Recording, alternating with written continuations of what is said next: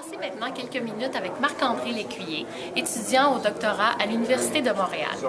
Marc-André, est-ce que vous pouvez nous parler un peu de vos travaux de recherche? Certainement. En fait, dans le laboratoire comme tel, focus sur des molécules, en fond, la barrière hémato-encéphalique, tout d'abord. Puis une partie du laboratoire va focuser sur des molécules d'adhérence. Donc moi, mon projet se focus principalement sur une molécule qui s'appelle ALCAM. Les molécules d'adhérence, en fait, c'est un peu les molécules qui permettent à des cellules immunitaires de s'accrocher sur les vaisseaux sanguins, qui vont par la suite leur permettre de rentrer dans les tissus qui sont infectés, ou les tissus cibles, dans le fond, à ce moment-là, le cerveau, la moelle épinière, pour ce qui est de la sclérose en plaques. Donc ça agit un peu vraiment comme un crochet, comme un velcro, si on veut. Ça l'empêche les cellules immunitaires de rouler de plus loin.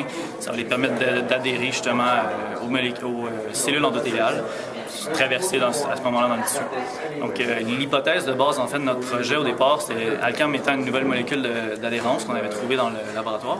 On a commencé à faire des études, puis à la suite d'expériences qu'on a bloquées avec un anticorps, cette molécule-là, on a prouvé déjà que ça l'empêchait, en fait, les cellules de justement s'arrêter dans les vaisseaux sanguins et puis de migrer dans le tissu. Donc c'est une expérience qui était assez promettante. Par la suite, ce qu'on a fait, c'est qu'on a généré en fait une souris qui est transgénique, donc qui a cette molécule-là, ALCAM, est absente dans la souris. Puis à ce moment-là, on a essayé de regarder dans le modèle de la souris de la sclérose en plaques, qui est l'EAE, c'était quoi l'effet exactement de cette molécule-là, donc son rôle dans la souris, dans un modèle qui est vivant. Puis c'est à ce moment-là qu'on a eu des petites surprises, en fait. Donc, on s'attendait à ce que la maladie soit diminuée. Donc, comme quand on utilise une drogue, si on veut, chez l'humain, on donne la drogue pour diminuer la maladie. Donc, à ce moment-là, lorsqu'on avait enlevé cette molécule-là, la maladie était pire, en fait. Donc, on a essayé de chercher un peu le pourquoi, qu'est-ce qui se passait exactement dans ces animaux-là. Puis on a découvert qu'en fait, ALCAM est présent dans les jonctions entre les cellules endothéliales. Donc, c'est les cellules qui font les vaisseaux sanguins. Donc, ALCAM serait présent à ce niveau-là, puis permettrait de stabiliser les jonctions entre ces cellules-là.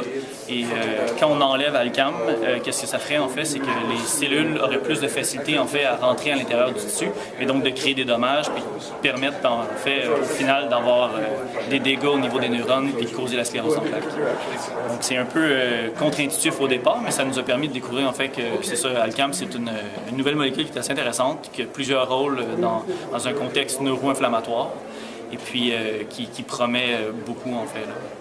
Okay. Dans la poursuite de ce champ de recherche-là, comment vous pensez que des recherches futures pourraient améliorer la qualité de vie des personnes qui vivent avec la sclérose en plaques? Comme beaucoup de personnes le savent déjà aussi, je veux dire, les patients sont assez au courant ces dernières années.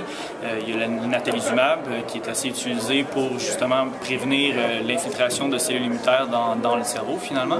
Donc va prévenir la portion inflammatoire de la maladie. Le problème étant qu'avec ces bloqueurs-là, donc ces anticorps-là qu'on utilise sous forme de médicaments, sont un peu trop efficaces à certains endroits. Ce qui veut dire que ça bloque complètement la pénétration de certaines cellules immunitaires, en fait. Puis par la suite, on a d'autres problèmes secondaires. Disons.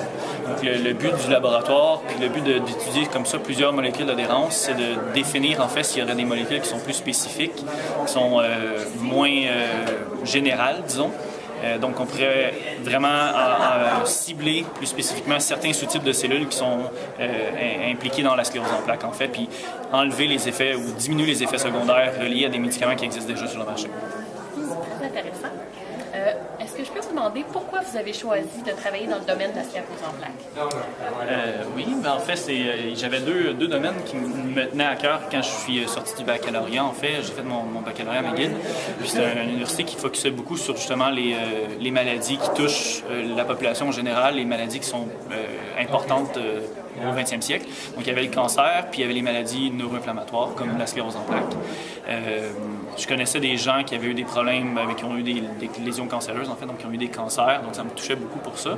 Puis, j'ai aussi des gens aussi que je connais qui ont la sclérose en plaques, en fait.